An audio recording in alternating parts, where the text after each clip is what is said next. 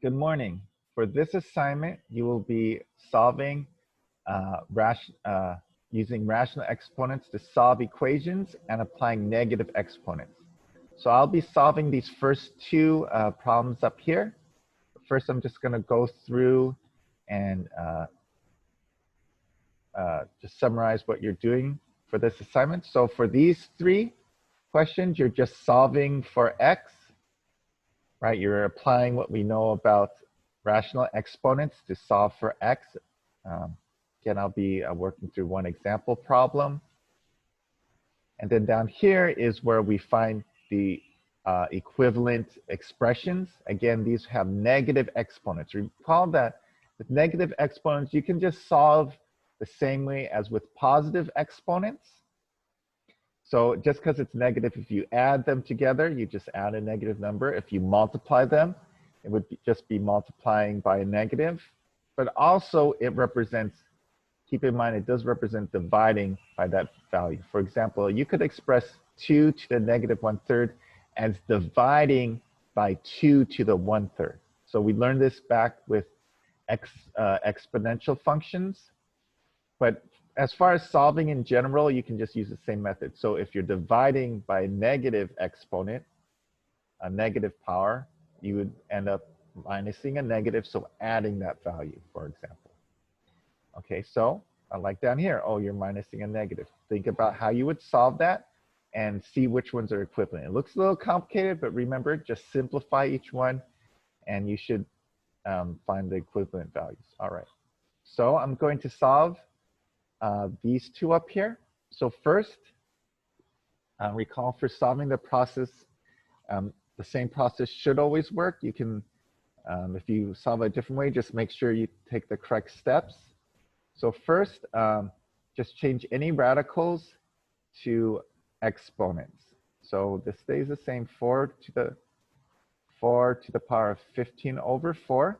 This 8th root of 4 to the 12th becomes 4 to the power of 12 over 8. And over here, we have 4 to the power of x over 4. All right, well, I want to simplify this. So you know what I'm going to do? I'm going to rewrite it so the powers have the same base. So if we divide 12 eighths in half, we get 6/4. So that'll be easier to subtract. So 4 to the power of x over 4. Some of you may already see the answer, but I'm going to go through all the steps. So we subtract 15/4 and 6/4, and we get 9/4. So 4 to the 9/4 equals 4 to the x/4. The base is the same, so we can set the powers equal to each other. So we get 9 over 4 equals x over 4. So x equals 9. That's all there is to it, right? And you may have recognized back here, oh, wait, 15 minus 6 is 9. So obviously this is 9. But again, this is showing all the steps, and that's all there is to solving that. Again, we can only solve this, notice, because we can change the root, the radical into an exponent. If we couldn't do that, then it would be much more difficult to solve this. It's still solvable, but you're going to end up with like it's just easier to be able to use rational exponents.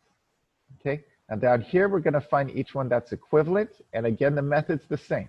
So let's see, it's x to the negative 1/2 times the square root of x. So first I'm going to rewrite this as x to the negative 1/2 times x to the 1/2, right? Change everything to an exponent. Now, there's two ways of solving it. I just multiply them, so I add the exponents. Let's see, what's 1/2 minus 1/2? Well, that's 0. So x to the 0, which is 1. So that's one way to write it. You could also write it like this, x to the 1/2 over x to the 1/2, which is also 1. Okay? Again, you could change negative exponents into denominators. Okay, so let's see which ones are the same. Well, this one is A is exactly the same as what's written up here, so that's yes. Here it says x. So that's x to the first power, just to be very certain. And I think, well, x to the 0 power is equivalent. 1 is not equal to 0, so that's not correct. We have this expression here. So what I'm going to do is simply simplify it. So we subtract the power. So 3/2 minus -1/2. So we add 1/2. That's 4/2 x to the 4/2, which is x squared. Well, x squared is not the same thing as 1 or x to the 0, so that's no. Obviously, if x is 1, it would be equal to 1, but it's not true in all cases, so we say no, it's not equivalent.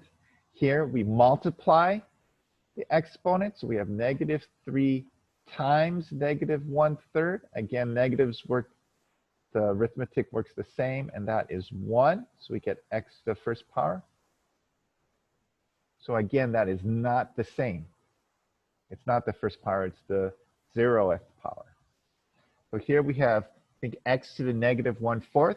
So we can just say, we could say 1 over x to the 1/4, but we can just compare it directly, right? If it were x, does x to the -1/4 equal x to the 0?